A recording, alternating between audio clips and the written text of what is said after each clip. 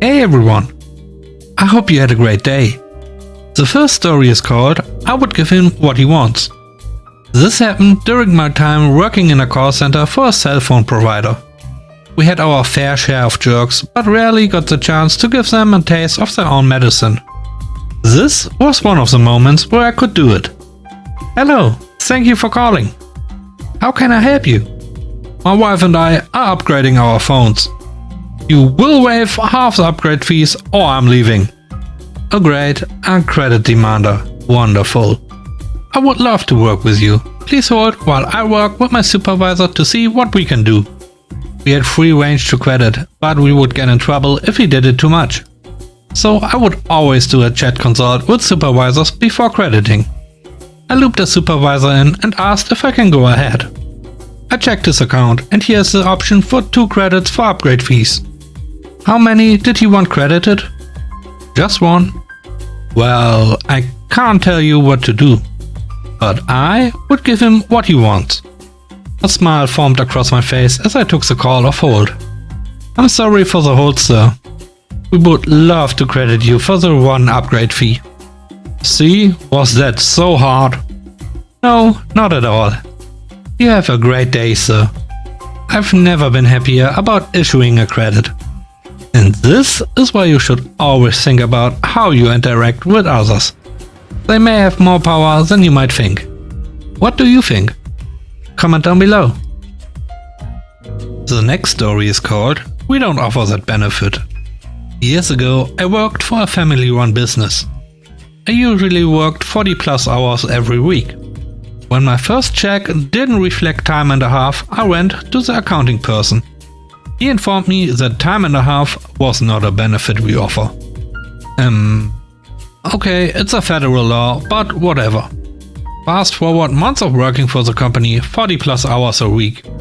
One day I decided to test for a city job.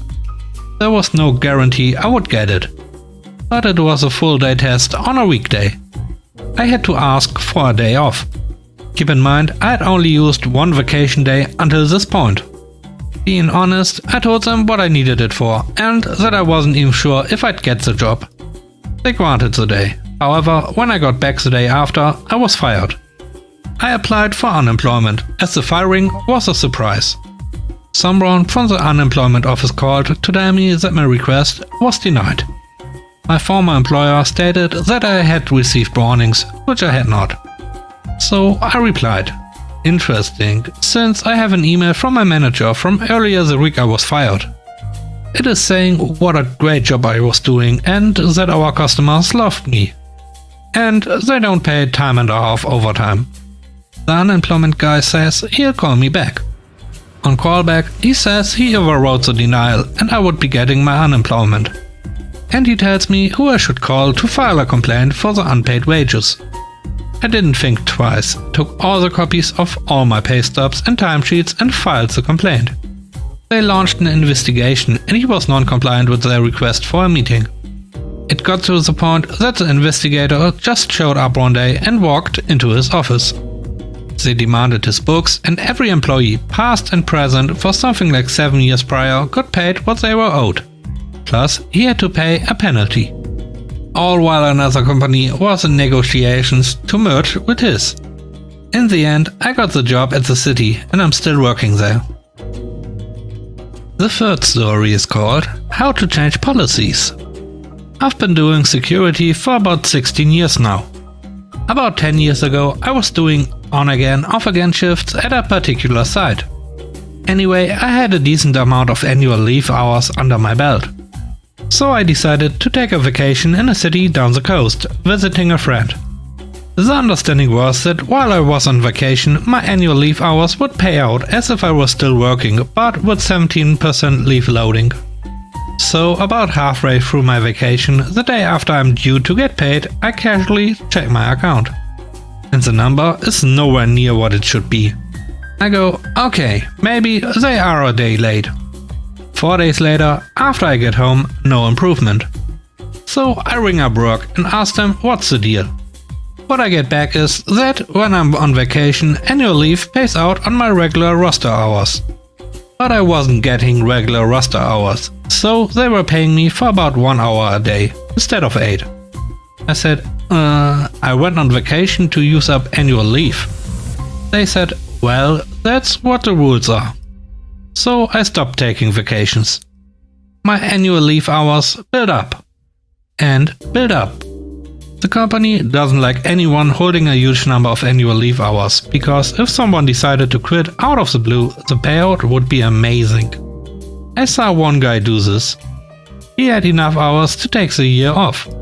Then he retired. So about 6 months later, they came to me and said, why aren't you taking vacations? I can't afford to. You guys don't pay out my annual leave hours while I'm off. Silence on the other end. Then, we'll see about that. All of a sudden, the policy changed. I took a nice long vacation. Thanks for watching this far. I hope you enjoy the stories. If you do, please leave a like. It really helps the channel. Also, please comment down below what you think about the stories. The last story is called Just Go Into the Job. This happened a long time ago. I was working for the company at the time, but had transferred to a different state. But I knew the guys as I used to work with them. It's a story from my previous job in the fuel industry, where we were maintaining service stations nationally for major global oil companies.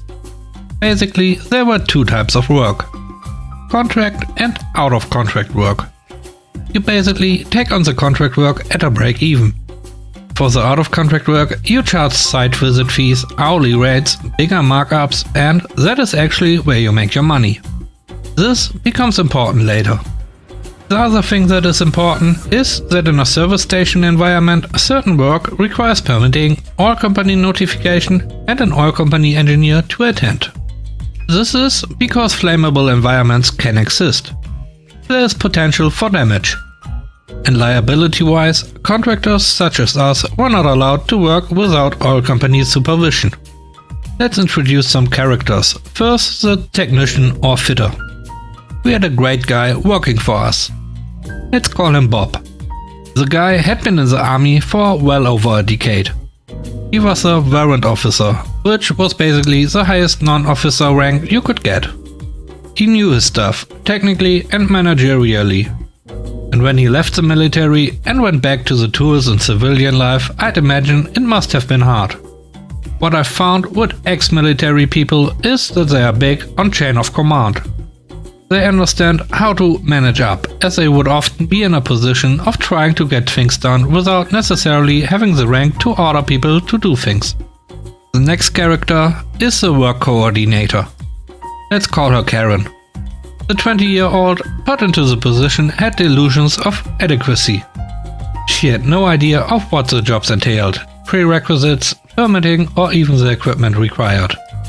So she was put in charge of a team of technicians and fitters. Now her job was to issue the work to the team, meet SLAs for the oil companies, and to make sure the team had what they needed, and to get engineers when required. Now, if I've been put into a job I know jack about, my approach would be to listen to those doing the work. Maybe even try and spend a day on the road, and generally be humble enough to know I don't know it all. Work in with your team and they'll help you and cover your back. That wasn't her approach. I didn't see the coordinator role as superior to the guys on the road. I think she did. Needless to say, she didn't endear herself to her team. Now, as Bob had been there for a long time, he generally got a lot of the more complex stuff. Often when Karen rang him and asked him to do a job, he would have to advise her of what needed to happen, what might need hiring, permitting requirements, and so on. This may have been frustrating for both parties, but Bob was smart enough to keep things cordial. It might have affected SLAs for Karen, who may have overpromised at times without understanding the complexity of the job. Given he was talked down to a lot, I don't necessarily think her SLAs were his highest priority. Anyway, one day Karen had gotten on the wrong side of Bob, and Karen was having a bad day. A job came in that involved welding on a service station. This meant engineers, gas testing, permitting, and so on. So Karen rings Bob and issues the job. Bob then says, "You're going to need to..." But Karen interrupts and says, "Just shut up and go do the job." Then she slams down the phone. Apparently, she then complained, not for the first time, to office colleagues that getting Bob to do anything was really difficult. There was always a complication.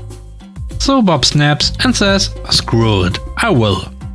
Now Bob is no idiot. He knew the engineers, knew the process, and I couldn't see him blowing himself up for anyone. So how the relevant oil company engineer accidentally shows up on site as he is about to do work in breach of safety regulations can only be guessed at.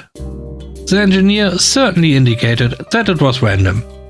So now all hell breaks loose. Upper management are summoned and turn a new one. But that was just the beginning. We are then suspended from setting foot on all of the sites nationwide. All non-contract works are issued to our major competitor. And the contract work, it's still ours. The problem is that we can't set foot on their sites and still need to meet SLAs. We then have to pay our major competitor to attend the sites to do our at-cost contract work at their out-of-contract rates. I can't remember whether it was 3 or 6 months that we were prevented from going to sites.